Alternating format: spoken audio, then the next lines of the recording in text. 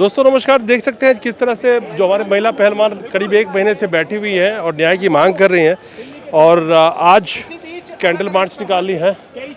भानु प्रताप साहब, क्या उन्होंने लॉक कर दिया है? नार्को टेस्ट की जो बात कही गई थी उसकी वजह से क्या ये मामला कहीं ना कहीं लॉक नजर आ रहा है? क्योंकि नार्को टेस्ट क्यों कराएंगे? नहीं, लॉक करने का मतलब ही नहीं है। मेरा कहना यह है कि नार्को टेस्ट से पहले इन्वेस्टिगेशन में और बहुत सी चीजें होती हैं। क्या वो हुई हैं? अभी तक नहीं हुई। क्या पुलिस ने, जो सबसे पहली चीज होती है कि जितनी भी जल्दी हो सके एफआईआर के बाद बच्चियों का सेक्शन 164 सीआरपीसी के तहत बयान कराए मजिस्ट्रेट के सामने। क्या वो हुआ? अभी तक नहीं हुआ। 161 की जो कार्रवाई, मतलब जो बयान होते हैं वो होने हैं, वो हुए क्या? बहुत सी चीजें होनी हैं और भी चीजें पता लगेंगी। पहले तो वो उसके बाद की बात है ना स्थिति। सर, एक सवाल है कि नार्को टेस्ट भी अभी मैं देख रहा था, it is not 100% admissible in the court. मैं बार बार इस बात को कह रहा हूं कि कोर्ट में इसकी कोई वैलिडिटी नहीं है, कोई इसकी लीगल मतलब सेंसिटिविटी है ही नहीं इसकी। सो नार्को टैक्स का होना नहीं होना वो एक अलग बात है। पर हम अगर चर्चा के लिए कहें, आर्गुमेंट के लिए कहें, आप कह रहे हो कि मेरा नार्को टेस्ट करा लो लेकिन लड़कियों का भी कराओ। लड़कियों की ईमानदारी आप देखिए, उनकी हिम्मत देखिए, और इसी से उनके एक एक शब्द की सच्चाई सिद्ध हो जाती है। वो कह रही है कि नार्को टेस्ट करा लो हमारा, लेकिन सुप्रीम कोर्ट के सुपरविजन में हो और उसका डायरेक्ट टेलीकास्ट तो पता लग जाएगा। इससे ज्यादा सच और क्या होगा? ये क्या नया नजीर बनाएंगे? कोई आरोप लगाए तो नार्को टेस्ट कराए? नहीं, ऐसा कुछ होता नहीं है, ऐसा कुछ होता नहीं। पर मैं सिर्फ आर्गुमेंट के लिए बात कर रहा हूं। जब जिस चीज की लीगल सेंटिटी ही कुछ नहीं है तो उसका होना ना होने का मतलब क्या है? मतलब ही नहीं है। ये तो केवल अपने बचाव की बात है। किसी ने कह दिया होगा कि ये तुम भी उछाल दो ये वाली बात, इसलिए ये बात कही जा रही है। सर एक बार कोई अर्थ नहीं है। आज हमारे महिला पहलवान कैंडल मार्च के लिए जा रहे हैं। यहाँ पे हजारों की तादाद में लोग हैं जी। ब्रजभूषण सिंह 5 जून को अयोध्या में एक रैली आयोजित कर रहे हैं जी। आज के इंडियन एक्सप्रेस के न्यूज के मुताबिक, ठीक है ना, जहां पे वो अपना शक्ति प्रदर्शन दिखाएंगे। मेरा सवाल ये है कि ये शक्ति प्रदर्शन वो जनता को दिखा रहे हैं कि मौजूदा बीजेपी के सरकार में बैठे मोदी और अमित शाह को दिखा रहे हैं कि देखो कुछ करोगे तो ये कर दूंगा? उनको दिखा रहे हैं, उनको डरा रहे हैं, क्योंकि वो बता रहे हैं ना, ये भी मोदी जी भी जानते हैं कि उस व्यक्ति का प्रभाव 6 लोकसभा सीटों पर पड़ता है और उसके अंतर्गत लगभग 30 विधानसभा सीटें आती हैं, और मोदी जी को सत्ता की हवस है। सत्ता हाथ से निकल जाए ये किसी हालत में मोदी जी चाहेंगे नहीं। और आने वाले 2024 के चुनाव के लिए 6 लोकसभा सीट, जब एक एक सीट की बड़ी मारामारी है तो 6 लोकसभा सीटें तो बहुत गंभीर, मतलब बड़ी महत्वपूर्ण स्थिति है।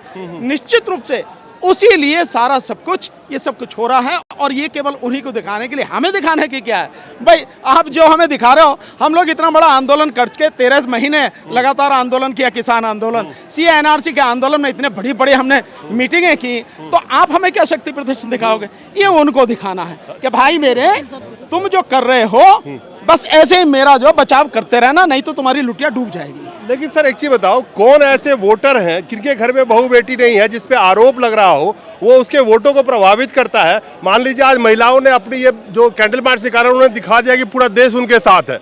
5 जून को वो रैली कर रहे हैं, तो उस रैली में वो तमाम साधु संतों को बुला रहे हैं। कौन ऐसे साधु संत होंगे जो ऐसे आदमी पे आरोप लग रहा हो उसके रैली में जाएंगे? मैं समझता हूँ ये अपने आप में ही जो आप सवाल कह रहे हैं, यही बहुत बड़ी एक बात है कि क्या वो वाकई में साधु संत होंगे जो उस रैली में हिस्सा लेंगे, या क्या वो जो लोग हैं वाकई में इंसान कहलाने के काबिल होंगे जो उस रैली में हिस्सा लेंगे? एक अपराधी की, और वो अपराधी भी वो इस बात के लिए रैली कर रहा है कि ताकि शक्ति परीक्षण दिखाए, दुनिया को दिखाने की जो बात कर रहा है कि भाई मेरे पास भी इतनी ताकत है। तो जो लोग उस रैली में भाग लेंगे वो निश्चित रूप से एक बार अपने गिरेबान में झांक के देखें कि उनके घर में भी बहन बेटियां हैं।